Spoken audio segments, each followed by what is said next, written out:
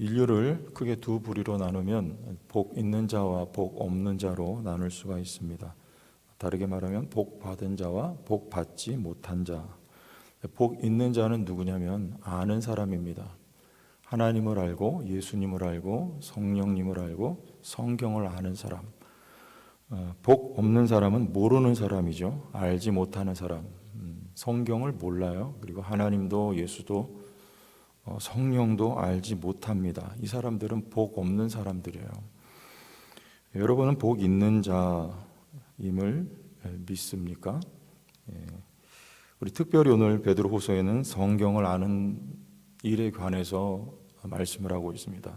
우리 어제 보았던 1장 20절에도 예언은 사사로이 풀면 안 된다 이렇게 말씀하고 있고, 오늘 또 3장 16절 말씀에 이렇게 말씀하고 있죠.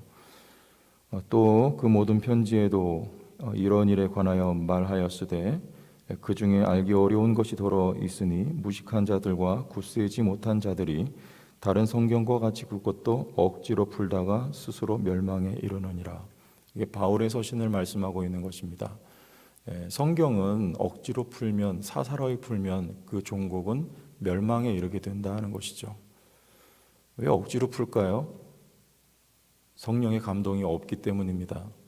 내가 그냥 푸는 거예요. 성경은 원저자가 성령이시기 때문에 우리가 성경을 알기 위해서는 우리의 노력이 물론 들어갑니다.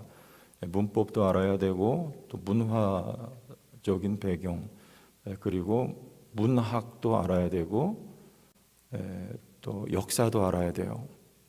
하지만 성경은 우리가 푸는 것이 아니고 성령께서 풀어주셔야지 알게 되는 것입니다. 성경은 사사로이 풀어서는 안 되고 억지로 풀어서도 안 돼요. 그래서 이단이 나오는 것이죠. 오늘 2장에 쭉 열거되고 있는 이 이단들의 특징들에 대해서 말씀하고 있는데요. 이들은 특별히 알지 못하되 성경을 알지 못하는, 그리고 나아가서 성령의 감동이 없었던 사람들, 복 없는 사람들, 복 받지 못한 사람들 말씀하고 있는 것입니다. 계시록 1장 3절에 그래서 이와 같이 말씀합니다. 이 예언의 말씀을 읽는 자와 듣는 자와 그 가운데 기록한 것을 지키는 자가 복이 있다고 말씀합니다. 누가 하나님의 말씀을 읽을 수 있으며, 여기서 읽는다는 말은 안다는 말이에요. 누가 하나님의 말씀을 읽어 알며, 누가 하나님의 말씀을 들으며, 듣는다는 말은 순종한다는 말입니다. 누가 하나님의 말씀을 지켜 행할 수 있는가? 성령에 감동받은 사람이 아니면 읽을 수도 들을 수도 지킬 수도 없습니다. 그래서 그 사람을, 성령에 감동받아 성경을 읽고 듣고 지키는 사람을 복이 있다고 말씀하는 것이죠. 성령에 감동받은 사람, 이 사람이 복받은 사람입니다. 민수기 14장 24절에도 12명의 정탐꾼 가운데 여호수아와 갈렙만이 믿음의 고백을 하는데, 특별히 갈렙에 관해서 성경은 이렇게 진술을 하고 있어요. 갈렙은 다른 점이 있었다고 말해요. 뭐가 달랐냐면, 우리 개역 성경에는 마음이 달랐다고 말씀하고 있지만, 그러나 원문에는 영이 달랐다고 합니다. 영이 어떻게 달랐을까요? 영어 성경에 보면 영이 달랐다 그래요. 성령에 감동받은 사람이었다는 말이죠. 갈렙이 어떻게 믿음의 고백을 할 수 있었던가? 성령의 감동을 받았기 때문에 그와 같은 믿음의 고백을 할 수가 있었던 것입니다. 성령의 감동을 받으면 보는 눈이 달라지는 것이죠. 다윗이 성령의 감동을 따라 모든 이스라엘 백성들이 골리앗 앞에 벌벌 떨 때 다윗의 눈에는 그 벌벌 떨 대상이 아니었습니다. 나는 만군의 여호와 이름으로 나가노라 담대히 나갈 수 있는 것은 성령의 감동을 받았기 때문이죠. 성령의 감동을 받은 자가 복 받은 사람, 그가 성경을 알 수 있게 되는 것이죠. 그럼 오늘 본문 말씀에는 성령의 감동과 관계없는 자들, 곧 그들의 종국은 멸망에 이르게 되는 자들, 성경을 사사로이 욕심에 따라서 풀었던 자들에 관해서 말씀하고 있는데, 저는 세 가지로 그 특징을 요약해서 잠시 나누고자 합니다. 첫째는 13절과 15절 말씀에 보면 불의의 값을 사랑한 사람이라고 말씀하고 있습니다. 13절 보면 불의의 값으로 불의를 당하며 이렇게 말씀하고 있고, 15절에는 그들이 바른 길을 떠나 미혹되어 보올의 아들 발람의 길을 따르는도다. 그는 불의의 싹을 사랑하는도다. 불의의 싹을 사랑하는 사람, 구약의 대표적인 인물로 여기 발람을 꼽고 있습니다. 이스라엘 백성을 저주하면 안 되는데 모압과 미디안 장로들이 복채를 들고 오죠. 성경의 표현대로 복채를 가지고 와요. 이스라엘 백성들을 저주해달라고. 내가 하나님 앞에 가서 여쭙겠다고 말하지만 이미 발람의 마음에는 그 복채의 마음이 온통 다 빼앗겨 있었던 것이죠. 증거가 무엇이죠? 하나님이 가지 말라 하지만 갑니다. 또 가서 여쭤보고 또 가서 여쭤봐요. 왜 그럴까요? 이미 불의의 싹스의 마음이 온통 빼앗겨 있기 때문에 그래요. 신약으로 넘어오면 대표적인 사람은 가룟 유다입니다. 사도행전 1장에 보면 불의의 싹스로 밭을 샀다고 해요. 결국엔 불의의 싹스로 멸망을 당하고 마는 인생이죠. 성령의 감동이 없습니다. 있는 것이라고는 정욕이며 탐욕에 이끌려 사는 것밖에 없는 거예요. 그 결국은 멸망하는 것이죠. 그러나 같은 제자였던 베드로는 어떻게 합니까? 그 역시 예수님을 저주하고 배신하지만 그는 주님의 말씀이 생각나서 회개하게 됩니다. 회개는 어떻게 하는 거예요? 말씀이 왜 생각났습니까? 닭이 우는 소리를 들을 때 말씀이 기억나요. 그리고 그 말씀 따라서 회개하게 됩니다. 성령의 감동이 있었던 것이죠. 우리의 정욕과 탐욕을 따라 살지 않을 수 있는 길은 성령의 감동하신 방법밖에 없어요. 두 번째는 탐욕에 연단된 마음이다 이렇게 말씀하죠. 14절입니다. 음심이 가득한 눈을 가지고 범죄하기를 그치지 아니하고 굳세지 못한 영혼들을 유혹하며 탐욕에 연단된 마음을 가진 자들이니 저주의 자식이라. 탐욕에 연단된 마음, 탐욕에 훈련된 마음, 저주의 자식이에요. 그러나 성도는요, 성령에 연단되어 가는 사람들입니다. 고난의 풀무불 가운데 우리의 삶이 녹록지 못할지라도 고난의 풀무불 가운데 연단되어 정금같이 나오는 믿음을 갖게 된 사람들이 바로 성도들이죠. 성령에 감동받고 또 성령으로 연단되어 가는 거룩한 하나님의 사람들, 복받은 사람들이에요. 그 다음 세 번째, 물 없는 샘과 같은 자들이다. 17절입니다.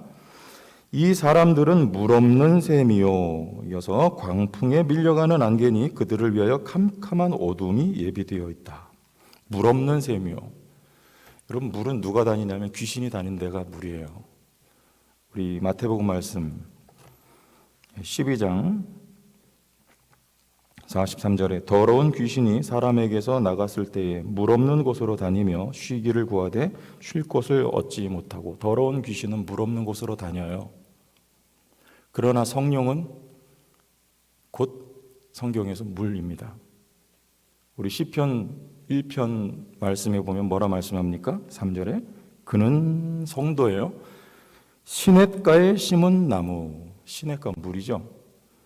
어떻습니까? 그는 철을 따라 열매를 맺으며 그 잎사귀가 마르지 아니함 같으니 그가 하는 모든 일이 다 형통하리로다. 시냇가에 심은이 아니고 시냇가에 심겨진 나무예요. 하나님에 의하여 시냇가에 심겨졌어요. 물 없는 곳에 있던 우리가 하나님이 택하시고 부르심 받은 주의 백성들로서 시냇가 곧 성령에 심겨진 자들이 되었습니다. 그래서 예수께서도 말씀하세요. 나를 믿는 자는 그 배에서 생수의 강이 흘러넘치리라. 생수의 강은 무엇입니까? 물, 성령입니다. 저와 여러분들은 성령에 감동받은 사람, 그리고 성령으로 연단되어 가는 사람, 그리고 성령 안에서 먹고 마시고 호흡하고 누리며 살아가는 하나님의 사람들인 것을 우리가 기억하고 감사할 수 있어야겠습니다. 여러분들, 우리가 복받은 사람들이라는 것입니다.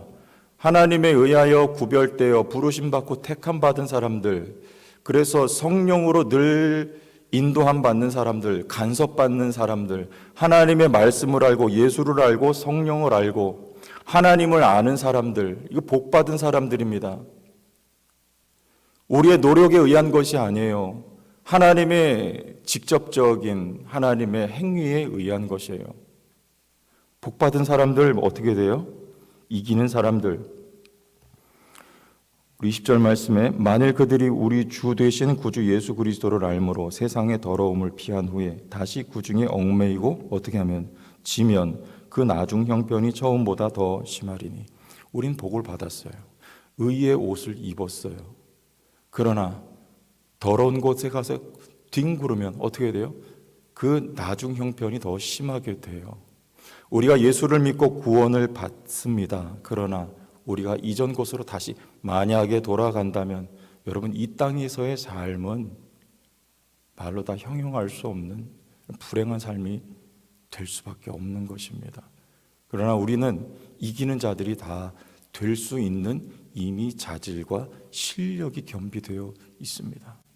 우린 복받은 사람들이에요. 성령을 받은 사람들. 여러분 이기는 사람들. 그러려면 우리가 어떻게 해야 됩니까? 우리도 노력해야 돼요.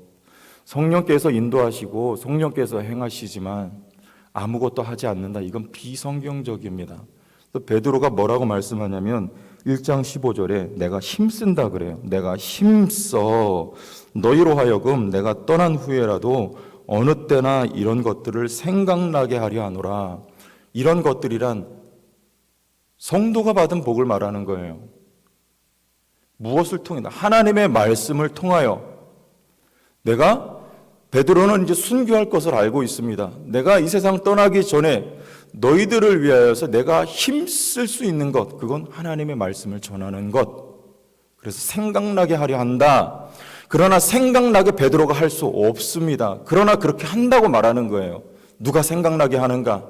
베드로가 힘써 말씀을 가르칠 때 말씀을 통하여 일하시는 성령께서 그 말씀이 생각나게 하여 주시는 거예요. 성령이 우리의 스승이 되시거든요. 그러나 그럼에도 불구하고 베드로는 힘써요. 여러분 우리도 이게 원리예요. 성령께서 우리를 붙들어 주시고 성령께서 힘 주시고 이기게 하시고, 하지만 우리도 베드로처럼 힘써야 합니다. 승리할 수 있도록, 이길 수 있도록, 거룩한 삶을, 경건한 삶을 살아갈 수 있도록 여러분들이 말씀 속에 힘쓰고 애쓰는, 승리하는 삶을 사는 성도교회, 거룩한 성도들 될 수 있기를 예수님의 이름으로 축복합니다. 하나님 아버지, 은혜와 사랑을 감사합니다. 받은 복을 말씀을 통하여 늘 확인케 하시고 성령의 감동받아 내가 복받은 사람인 것을 하나님 앞에 감사하게 하시고, 받은 자이오니 주 앞에 드리는 삶을 살 뿐 아니라 하나님 힘쓰고 애써 이기고 승리하는 삶을 영휘할 수 있도록 복 내려 주옵소서. 예수님 이름으로 기도하옵나이다. 아멘.